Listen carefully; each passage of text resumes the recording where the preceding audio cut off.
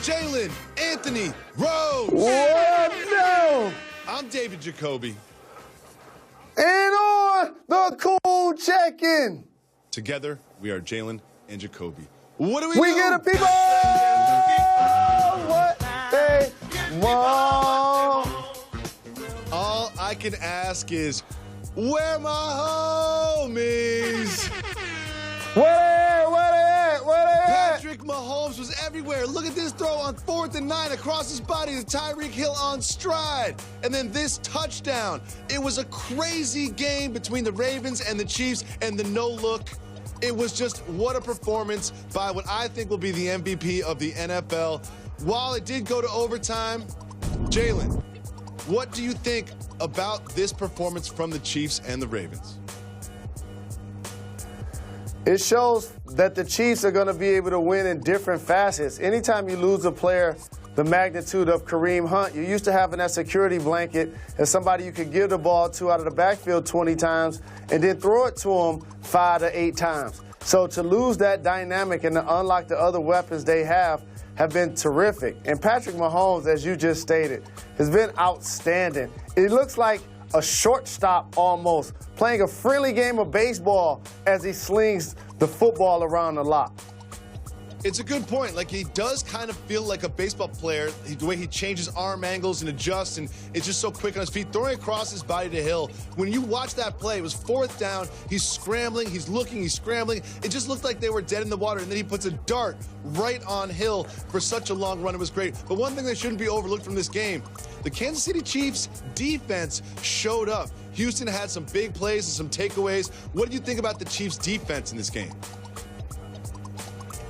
Well, it's vastly improved. You get Houston back, and hopefully they can find a way to keep Barry healthy for long lengths of this season. With that being said, Jackson has not been able to throw the football consistently. Now, he's been running it well. I'm pretty sure fantasy owners have been happy about that productivity. But ultimately, when he's able to pass from the pocket, that's going to unlock their offense. But their time of possession has been there. Their physical defensive nature has been there the entire season. Great to see T. Sizzle still getting up the field. And like I've said on this program, John Harbaugh gets the most from the least of any head football coach in the NFL. Not a notable team on either side of the ball for the casual NFL fan, but they seem to always thump pads and find ways to make it towards the playoffs. And shout to Ozzie Newsome in his final season as a general manager who drafted Lamar Jackson, the quarterback of the future. Yep, I mean, I'm glad you mentioned the Ravens because there is a bit of a moral victory in them taking the best team in the AFC to overtime. They're 7-6. You know, they're having a little trouble with Lamar Jackson, as you mentioned, not throwing the ball that well, but he's certainly going to be better than RG3. Do you think this team can get it together and make the playoffs? I anticipate this team will be in the playoffs. And what I like to do is an exercise of when you think players and teams are more talented than others. Say the New York Giants, for example. When you look at them on paper, their talent really astounds you, and rightfully so. But then when you look at the standings, you're like, wait a minute, teams like Miami and the Ravens have better records than they do. How does that happen? It's top-to-bottom football character, and it seems like the Ravens have had it consistently. Jalen Rose, Sunday nights have been a problem for me because the games have been too good. You know I want to go to bed, but the Rams and the Bears played a good one last night. While we expected the Rams offense to dominate, they did not. The Bears defense showed up, and they were bottling up Todd Gurley, who really didn't have much of a night at all. The Rams only put up 6 points in this contest. Jalen, what does this tell you about the Rams, who are perceived to be one of the best teams in the NFC coming into this game? Well, they got out of character, and I think that's what Sean McVay alluded to in the postgame. Michael Jordan had a quote that basically acknowledged the only person that could keep him under 20 points was Dean Smith. Well, the only person that could keep Todd Gurley under 100 yards is Sean McVay. He only had 11 carries. I'm really surprised. And I know that Jared Goff has now unlocked the offense and become what people consider a legitimate starting quarterback on a really good team in the NFL. However, offensively, their bell cow is Todd Gurley. And I know the Bears are stout, they're fast, they're physical, but you have to still find ways to involve him. When you don't do that, you become one-dimensional, and then plays like the one you just showed happen, and ultimately you end up scoring 6 points, something that you haven't done all season. One thing that was surprising about this was just how bad the quarterback play was on both sides of the ball. I mean, Jared Goff, you could chalk it up to it being cold or them not having it or whatever, but Trubisky was very inaccurate and seems like his shoulder isn't completely healed either. Do you think Mitchell Trubisky is the quarterback of the future for this Bears franchise? I do think he's a quarterback of the future for the Bears. He's shown to make all of the throws. He can do it with his legs. I love Cohen as a gadget offensive weapon out of the backfield and able to catch the ball up the field, and Howard gives them some physical nature. This Bears offense is still growing and is still nurturing into something, but their defense is really what's going to drive them. And yesterday, their offense really got bailed out by the fact that Todd Gurley wasn't much of a factor for the Rams, and therefore they found ways to be one-dimensional, and the Bears took big-time advantage of that. There was an extremely entertaining Sunday afternoon game in Dallas, Texas, in Jerry's house. They were hosting their division rival Eagles, and man, was this one fun. Amari Cooper, who just showed up about a month ago. Amari Cooper had 3 touchdowns in the game, including this one. And then there's this play to finish the game in overtime. Douglas hits the ball, Cooper walks in, and the Cowboys come away with a huge victory. Jalen, what did this tell you about the Cowboys' future?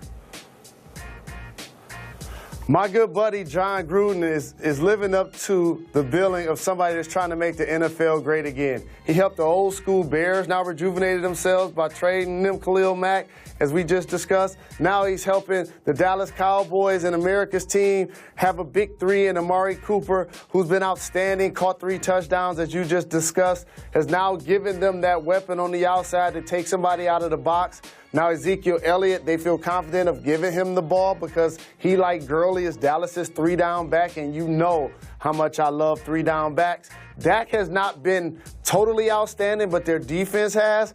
And so for Dallas to get this win, I remember coming on this program like a month ago when people were down on their squad, in particular Jason Garrett, and I used that analogy about how it seems that he continually gets them to play well when they need to the most, when everybody feels like they have no chance to win. And now all of a sudden they've won a few games in a row. They're clearly going to win their division, and it's been really great to watch this team grow up on both sides of the ball. Absolutely. Like, in my life, I've always kind of rooted against the Cowboys because everyone loves the Cowboys, American team, and this and that. But somehow this season they became an underdog. Like, they had a really tough start, and everyone's climbing on top of Dak, and everyone's replacing Jason Garrett with other coaches. And I started rooting for him. I think Jalen Jacoby just became a Dallas Cowboy fan. I think that's what happened because I found myself rooting for them to pull out these victories. Really didn't happen. Don't do this to me. I got to be honest with my heart. I really enjoy watching this team, and I want them to succeed. I love Vander Esch. The defense is so good. They beat the Saints in Jerry's world. I like the shots of Jerry up in the suite watching the game from above. I'm into the Cowboys. I hope they win the division. I hope they get in the playoffs because they could be a tough out, especially with how well their defense has played recently. But Jalen Rose, and you know I love the drama too. You know I love drama, and there's always drama in Dallas. I love the storylines. I think I'm a Cowboys fan, Jalen Rose. I think I picked him up. Are you going to co-sign this? I am not co-signing your Die Easy fandom from somebody that went from rooting for the New England Patriots, a team that's one of the most successful in the history of the NFL, to the Dallas Cowboys. Now that's bandwagoning. That's what I do. That's worse than Die Easy. That's what I do. I still root for the Patriots, too, and I was rooting for them in Miami, even though they were terrible. There's something about the state of Florida that the Patriots just don't – they just can't win in Florida. I don't know what it is. They're in Miami playing a bad game, and then we've all seen this by now. The one lateral, the second lateral to Drake. Drake breaks this tackle, which is huge. That missed tackle was huge because then we all see Gronkowski. Gronkowski looks like me out there. Like, he's just slow. He's broken. He's tripping over himself. Like, look at Gronkowski out there. There's been a lot of criticism about Gronkowski actually being on the field for that play. Do you think it's fair criticism that Gronk should not be out there? 1,000% fair. What they thought Ryan Tannehill was going to throw a 70-yard Hail Mary like Aaron Rodgers did against my Detroit Lions? Not going to be able to do it. So much so that they didn't even attempt to do so. And for them to not only get one lateral, but for two laterals to happen, get it to Drake, and he freak him on the sideline, cut it back to the middle, and then all of a sudden, right in front of the windshield, tail lights beaming, you see Gronk.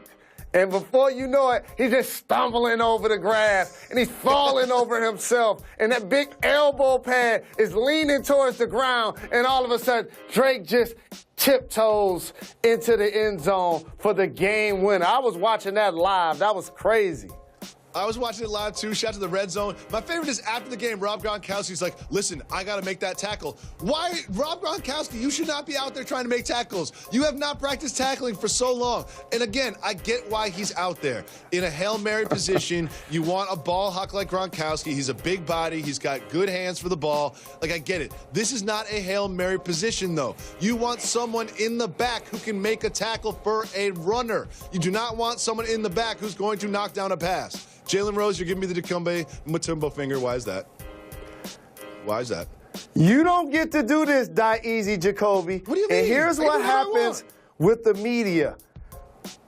All-time greats make mistakes. And Bill Belichick did that in this case. Call it what it is. It happens. It truly does. And so for you to have Gronk out there, that means somebody else got to be on the sideline. In this case, it was McCourty. And you know what he would have done? He would have made the tackle. That tackle. That's what happened in that situation. And you have to call it what it is. And I get it. The Patriots usually don't put themselves in position to be second-guessed or out-coached or out-schemed. It happened. I know. And this was a mistake to have Gronk on the field. It was also a mistake by Tom Brady to take a sack at the end of the half. The Patriots were just not themselves, but I'm still a Die Easy Patriots fan. I'm a Die Easy fan whatever I want. Jalen Rose, when we come back, we have to discuss this. Is there a mutiny happening in Chicago with the Bulls? Jalen Rose is going to take us behind the curtain right after this. Got to give the people time. Coming to you live from the Heineken River Deck on the Seaport District of Manhattan on Pier 17. Welcome back to Jalen and Jacoby. Jalen Rose, sometimes news stories come across the ticker, and I say, I need Jalen Rose to take us behind the curtain.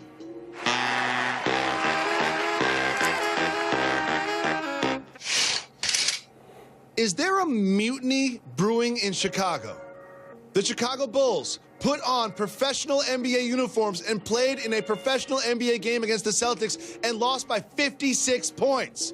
It was atrocious. It was unlike something I haven't seen before in the NBA. The effort wasn't there. The passion wasn't there. It was just a weird home game for the Bulls. They lost by 56, and then there were reports of a group text amongst the players. A group text amongst the players considering not showing up to the practice facility the next day. Jalen Rose, take us behind the curtain. What is going on in that group text, and what is the thinking of these players? When you're a member of the Chicago Bulls, you got to understand what's taking place right now. The rest of the season is all about your professionalism. I remember I got traded to their team and in February of 2002, and they had the worst overall record in the game. I had a decision. I got to be a pro.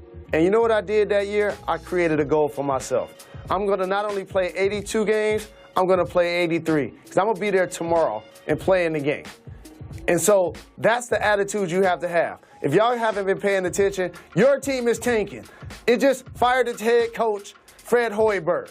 Okay? It's not trying for Zion. So when you're in the game, low turnovers, high efficiency, be effective, play as hard as you can, because nobody's situation for the future is guaranteed. So now that's the challenge. If you can finish the season healthy and on your best, trying to put honest effort on video. It's interesting that you bring that up because they're clearly tanking. And you see this a lot in the NBA. There are teams that are not necessarily trying their hardest to win, but the players are trying their hardest on the floor. It's the coaches putting in certain lineups and playing certain people more and certain people less. We've seen this before, but it's not what you do, it's how you do it. I always say this. You can tank. You can do that, but you always want your players to give 100% effort, and in this game, they were not putting in 100% effort. And about this, it seems like the players are kind of like rejecting their new coach, Jim Boylen. When Jim Boylen was asked about that, here's what he had to say. Quote, "We're still learning about each other. I've moved over the 18 inches from one chair on the bench to the next. They're still learning how I want it. There's been a little shock and awe here the last 7 days, and there's an adjustment to that." It sounds like Jim Boylen is saying, I'm such a tough coach, and they've had it so easy that they're just getting used to the way I do business. What do you think about Boylen's comments?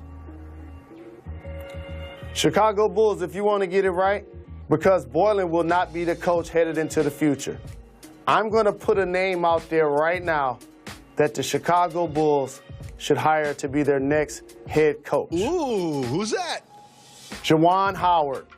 I love it. An assistant with the Miami Heat.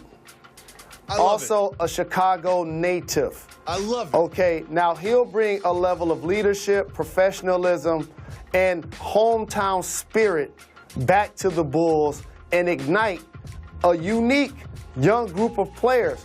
Because what you were just saying, Jacoby, it's hard to tank when Zach LaVine is already on a big second contract.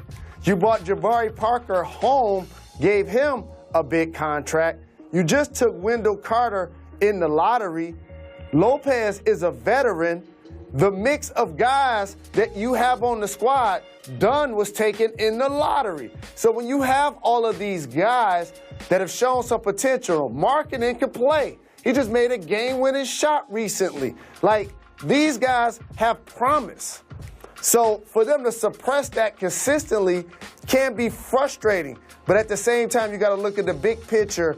And as a professional athlete, find ways to keep yourself healthy, productive, and do your best on a nightly basis, knowing the circumstances that you're playing under. I absolutely love Juwan Howard as the head coach of the Bulls. It makes so much sense. Just remember where you heard it first, right here on Jalen and Jacoby. I'm going to write a strongly worded email to the Bulls front office and make sure that this happens. I'm influential like that. Moving on. Now, two teams that are actually trying in the Eastern Conference.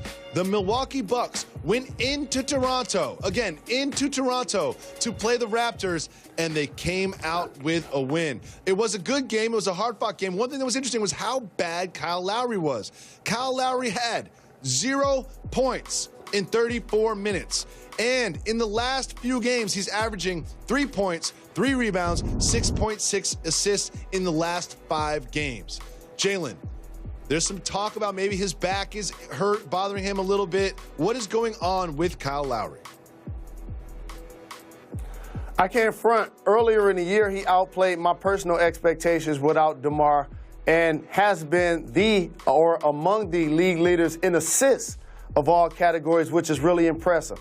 Also, probably the best in the game amongst starting point guards at sacrificing his body and taking charges, as well as knocking down threes. So the back can and/or may be an issue, but for him, his postseason play has to match his regular season all-star level play.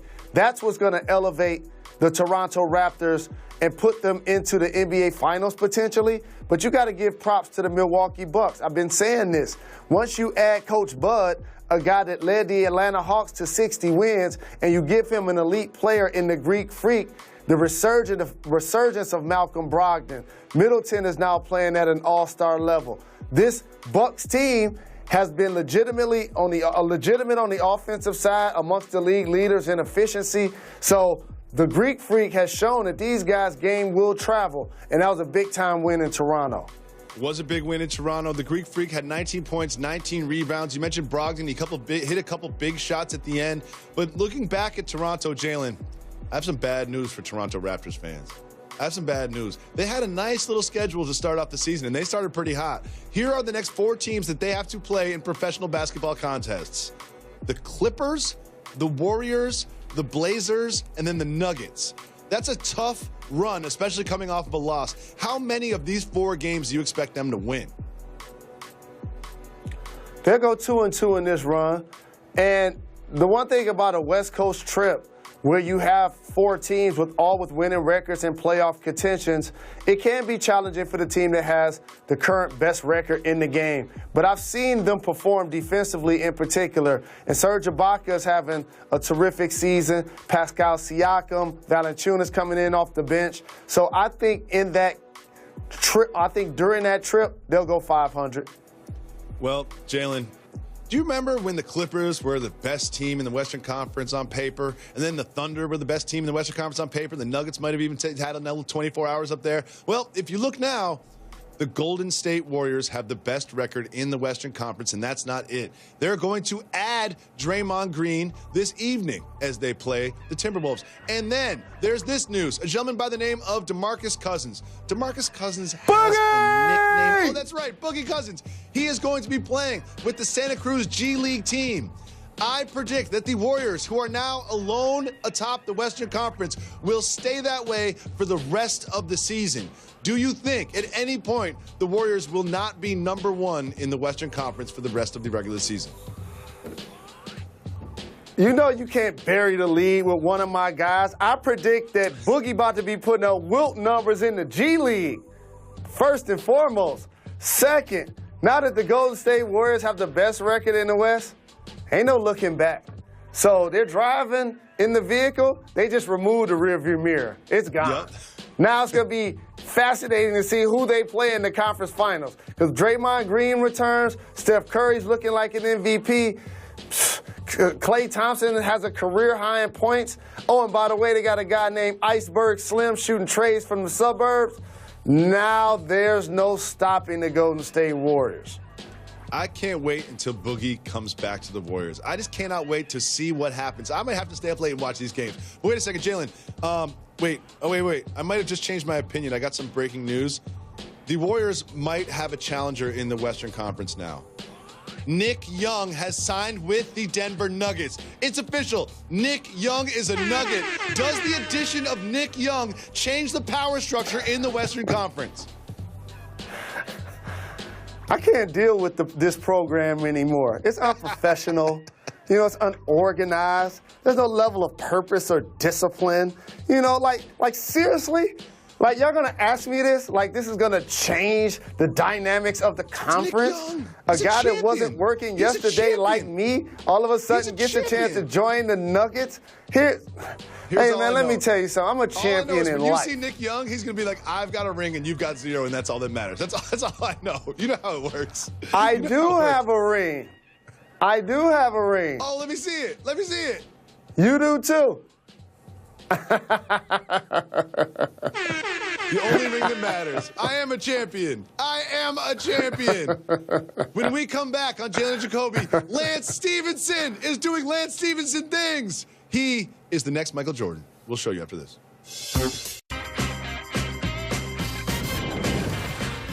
Wednesday night, 8 o'clock, the Thunder travel to New Orleans to take on the Pelicans. That's on ESPN. And then after that, we have the Raptors on their West Coast trip heading into Golden State to play the Warriors. That's at 10:30. And of course, on ESPN Plus at all times, you can watch LeBron James and the story of him and his childhood friends and how they have come to dominate the world of sports and pop culture. And every morning, come on, get up with the Get Up crew. Get on They'll be talking up. about the big Monday Night Football game, LeBron and Wade's last time facing off, and much more on Get Up every morning at 8 a.m. Welcome back to Jalen and Jacoby. Jalen Rose, Saturday night, Dallas, Texas. Luka Dončić had a coming-out party. They were hosting the Rockets.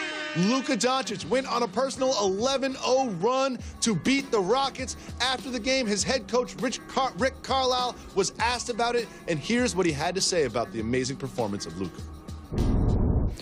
It's pretty clear that he's got a flair for the moment. He's unafraid. It's a unique 3 or 4 minutes, whatever he put together there. And I'd say that, the guy is a terrific player, a terrific young player who's getting better all the time. Jalen Rose, this was a moment. This was a moment. Luka's coming out party. In Dallas, they're screaming, Hallelujah! Jalen, what did you see from Dončić, and what do you think this means for him moving forward? Well, I'll tell you a couple of things that he has that have not been acknowledged. He can shoot with range. He has a handle. He's tall and can play multiple positions. And his step-back three-pointer, he's made more points on that shot than everybody in the league except LeBron James and James Harden. Wow. That's his money move. Research. And so when you see him getting switched on by Capella, that's his money. And so I appreciate somebody so young in their career actually having go-to shots, and playing professionally for so very long overseas clearly helps his level of seasoning so earlier in his career. And Rick Carlisle being one of the best coaches in the game, they're nurturing a guy that has unlimited potential. He does have so much potential, but he's not alone in this rookie class. There have been some really impressive performances from what I think is one of the best classes that we've seen in a long time. What have you seen from these rookies? I appreciate the young fellas coming in doing work. Aiden was #1 overall. Jaren Jackson also won the lottery playing for a surprising Memphis team. Bridges has been doing things like that for Charlotte. Obviously Sexton with the Cavs. Bagley has played quality minutes. So this rookie class probably doesn't have the explosion type players that we saw last year in Donovan Mitchell and Jason Tatum. But I'll tell you what, the depth of this class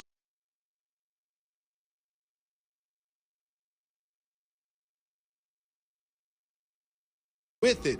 This rookie class has been so impressive, but I'm going to go negative because that's what I like to do, Jalen Rose. One thing that's being overshadowed in this whole Luka Dončić 11-0 run is the Rockets kind of stink. The Rockets, I believe they're 11-13 right now. But with that being said, the Rockets, their defensive tenacity is just non-existent. And in the offseason, when you re-sign CP3 and you re-sign Clint Capella and James Harden is the reigning MVP, you expect to build on that when you're holding on to Eric Gordon. And then you realize there's some holes in your team because you lost Trevor Ariza, you lost Ba Mute, and so you try to bring Carmelo in, and at that point, Daryl Morey lost the offseason. When you look deeper into their roster, they just don't have experienced players that you can rely on and or young talent that can consistently be productive. So for that squad, if it does not make a major move to upgrade where it's weak, they're going to struggle not only to make the playoffs, but they won't get closer at all to the goals that they have of upending the Golden State Warriors. Jalen Rose, it's time for some broken news. To everyone else, it's breaking news. To Jalen and Jacoby listeners, it's broken news. Woj was out here dropping bombs over the weekend, and I found this one to be very interesting because there's a lot of layers to it. He said that their Lakers are trying to acquire the Suns forward Trevor Ariza in a 3-team deal. Now, what I find so interesting about this is the fact that, do you remember when Tyson Chandler ended up on the Lakers? Everyone pointed to the relationship between LeBron James and James Jones. Well, ever since the Lakers put Tyson Chandler in the purple and gold, they've gone on a little tear. That's nice. And now there's this. A player like Trevor Ariza, who could really help the Lakers where they need help on defense and shooting, could end up on the Lakers. Do you think James Jones and LeBron James text about these things? On wax, they don't have to or they don't need to. And here's the dynamics that make this broken news, and I'm glad we started this segment like that. When Trevor Ariza took a $15 million deal to go from the team that had the best record in the league to the team that had the #1 pick, we spoke into microphones on this program and said, before halftime of the season, he will be getting bought out and possibly go back to the Rockets. Now, that's great for Ariza to get his money and ultimately end up on a Lakers team that's going to make the playoffs. But what does that say about the balance of power in basketball when you know that Tyson Chandler is still in uniform tonight, but yet he's going to be a Laker?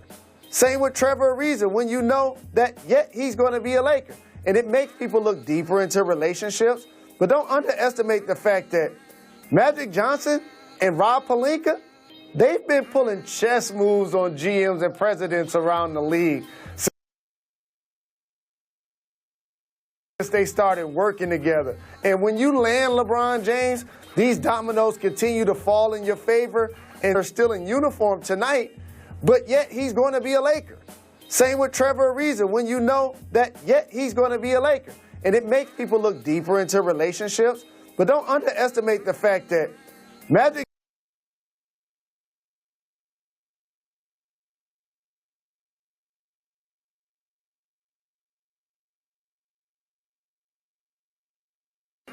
And so when I look deeper into the roster, I'm like, great job of bringing in KCP. No veto power on his trades. Do you hear what I just said? Kentavious Caldwell-Pope has that. Big shout, Rich Paul, getting it done. It is. Like, there's this weird list of players. There's about like a dozen players in the NBA that have veto power. It's not a true no-trade clause, but it's not necessarily like it used to be, oh, LeBron and Dirk are the only ones with no trade clauses. Now it's all over the map. Like, Dwayne Wade has it, and just like, and you know, it was just weird. Like, this list of players that have this veto power, because when I read that, oh, KCP has veto power in his trade, I was like, what? Why?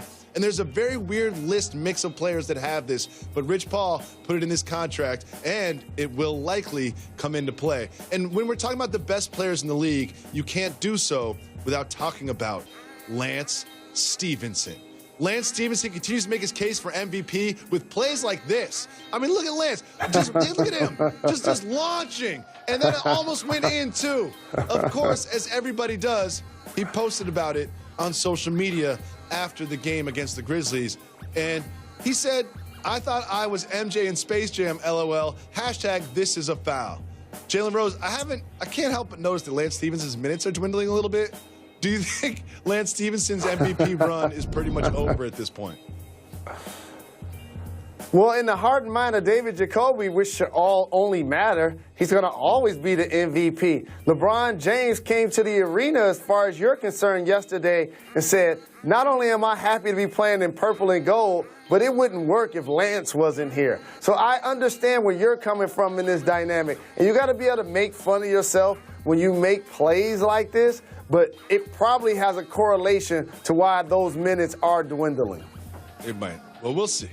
When Ariza comes to town, something tells me Lance's minutes might go down even more. Coming up next on Jalen Jacoby, I saw a video over the weekend that made me laugh out loud forever, and it is our Jalen of the Week. Can't wait to show this to you.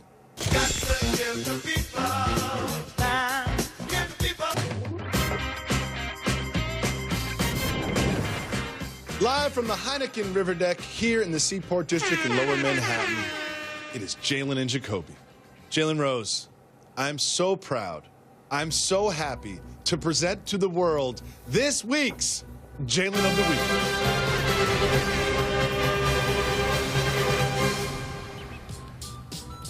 This week's Jalen of the Week is a young man by the name of Jalen who gets picked up from school every single day, and he has some trouble every time he comes to the car. Let's take a look at this little man named Jalen. This is the funniest video I've ever seen in my whole entire life. This is Jalen just trying to get to the car. Oh, he falls. And then he falls again.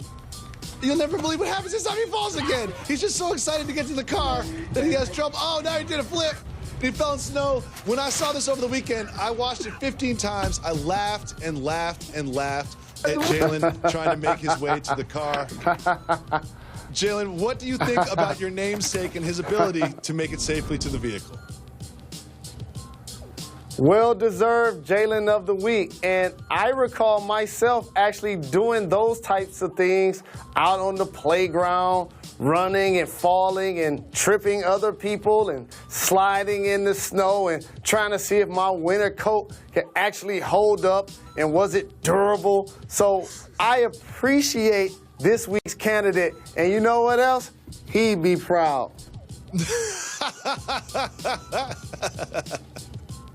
I wish I could do the Ball show back head, here. Can you do the rest of the show? No like dermatologist. That would make me happy. Bad the young teeth. Jalen of the Week. Young Jalen of the Week is so special. He brought me so much joy. And, of course, it is the internet. So, of course, all that joy came crashing down when I did learn that perhaps the Jalen was just kind of playing and falling intentionally and did not just have trouble walking or was so excited or his book bag was so heavy that he would always fall over. We reached out to Jalen's father, and here's what Jalen's father had to say. Jalen Rose, buckle up for this information. When we adopted him, his name was not spelled like that. He was 3 years old, so we kept the name, but changed the spelling specifically. Quote, we wanted it to be spelled like Jalen Rose. Went on to say, and people seem to be unsure whether or not these falls are on purpose. He enjoys performing and did gymnastics in the past. He's perfectly coordinated and falls for show. There's nothing wrong with him, as plenty suggest. Jalen Rose, what do you think about the fact that not only was he named Jalen, but his adopted parents changed the spelling of his name to be like Jalen Rose's? I'm really fortunate. Shout to his father named Chad. That's the ultimate compliment that anybody can pay you, is that they took their time, their energy to name someone that they love so very much after you. And I take that with respect. I take it with humility. I appreciate us acknowledging the Jalen of the Week on this program. And I knew he was doing that on purpose. That's what I'm trying to tell you. Y'all underestimate us. Y'all got to remember, James is my biological father. Leonard took my mother to the hospital to give birth. You take the J-A and you add the L-E-N, you have a unique individual. He just living his best life when he get out of school, and I bet he get good grades. Well, he'd be one of the few Jalens to get good grades, as I've learned through my course of doing the show with 3% years. Big shout to Chad and all adoptive parents out there in the world. Moving on, back to the world of sports and the AFC. We saw the Chiefs beat the Ravens in overtime. The Chargers beat up on the Bengals. But the other three contending teams in the AFC all lost. The Patriots lost to the Dolphins. The Steelers lost to the Raiders. And the Texans lost to the Colts. Jalen, looking at the AFC playoff picture, how do you think this is going to shake out over the next 3 weeks? Well, there's no surprises about the Chiefs or the Chargers. We talked about both of those squads a lot on this program. I felt like with Phillip Rivers, that team was getting overlooked. Now, we got to see what happens with Melvin Gordon's injury situation. The Patriots got out-coached and out-schemed on that final play. They're going to win their terrible division, and they'll be locked to do a home field game. The Texans, I picked them to win the Super Bowl, so Jadeveon Clowney cannot be jumping off sides late in the football game. And Jadeveon Clowney can't get caught with a hard count and cost his team the game. But shout to Andrew Luck, a real franchise quarterback, and T.Y. Hilton went off in yesterday's game. That last AFC wildcard spot is wide open. I literally could see any one of 6 teams, probably not the Browns, any one of 5 teams sneaking into that spot that the Ravens are currently in. It'll be fun to watch over the next 3 weeks. We also have something similar going on in the NFC. Sure, the Saints beat the Bucs. They seem to be one of the best teams in the division. But we saw the Rams fall to the Bears, and the Cowboys are in control of their division. Looking at this full screen, Jalen Rose, what do you see some of the most vulnerable teams? And don't forget, there's that Monday night matchup between the 2 teams in the wild card spot. After yesterday's matchups, I redid my power rankings for the NFC. Now I have the Saints #1 with no question about it, because they're the most complete team in that conference. We know about Drew Brees and Thomas and their backs, Kamara, as well as Ingram, but their defense has been stout. The Rams have to show that they can stop the run. And obviously the Cowboys have emerged since I had Amari Cooper. I'll put them 3, and the Bears have to be 4th overall. I got to see more out of their offense. Coming up next, it's happened already. Jimmy Butler has kind of upset the apple cart in Philly. We'll give you all of the details right after this.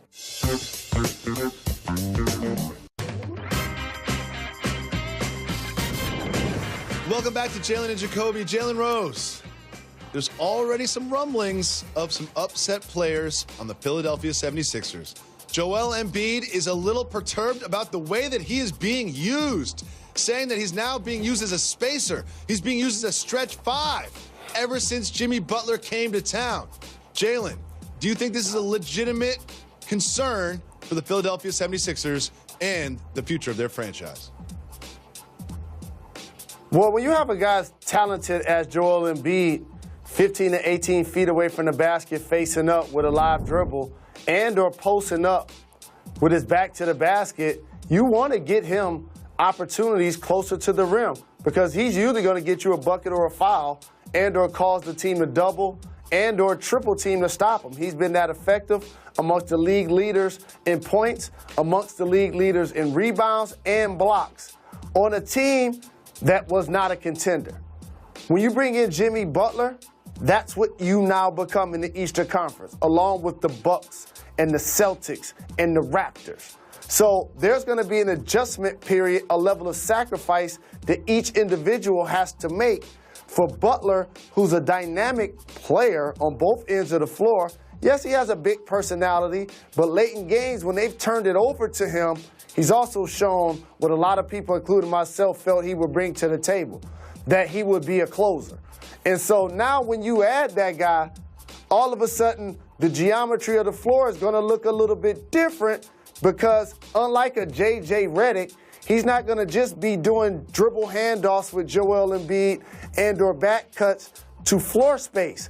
He's going to actually be engaging in pick and roll actions and going one-on-one and playing mid-range and mixing up his opportunities.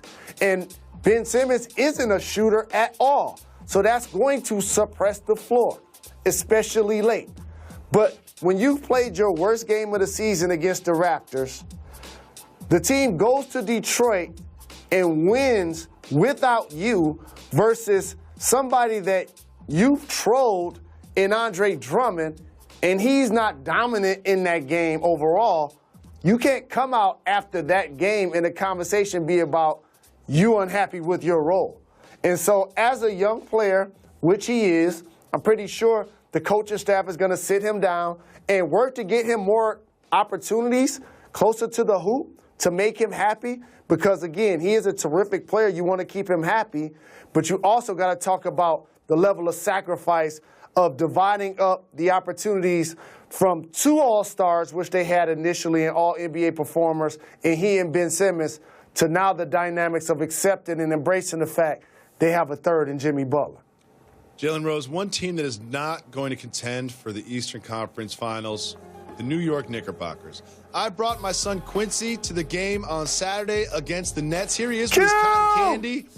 And he was way into the cotton candy, but his big takeaways were this. Number one, the Nets are cheating because they're definitely cheaters because they beat the Knicks. Number two, at one point, Mitchell Robinson had a goaltending call on him. And I said, what? Does Mitchell Robinson not understand what goaltending is? Because it was clearly off the backboard when he goaltended it. And Quincy spent the whole time home in the cab ride saying that Mitchell Robinson needs to be fired. He needs to learn the rules of basketball. And then Mitchell Robinson is really, I mean, he's like, Daddy, if he doesn't know the rules of the game, why doesn't he just get fired? Why is he even on the team? So Mitchell Robinson, I like you as a prospect. However, my son Quincy is calling for you to be removed from the franchise. I apologize. What Quincy wants, he gets, man. That's the way it goes. I got to ask something real important on Quincy's behalf.